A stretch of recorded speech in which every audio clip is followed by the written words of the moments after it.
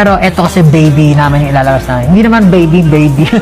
But alam mo yun, parang this is the first artist na ilalabas ni Wanzi apart from, From scratch, SB19. From diba? scratch. Kasi eto ibibuild namin from scratch talaga eh. Talagang tutulungan namin i-hone yung skills nila. So, napakahalaga sa akin itong moment na to. And lahat ng knowledge na natutunan ko over the years as SB19 and as a business owner as Wanzi, talagang ibubuhos ko for them.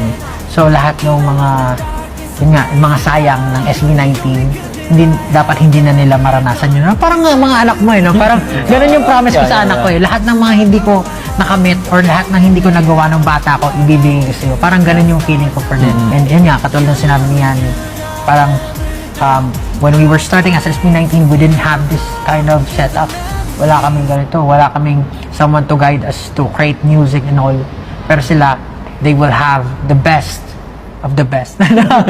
They will have the support na pwede nila makuha from us. So, all they need to do is parang do their best, practice hard, and syempre, strengthen their mind kasi it will not be an easy journey. And magtiwala sa sarili na at syempre sa family na, sa ones.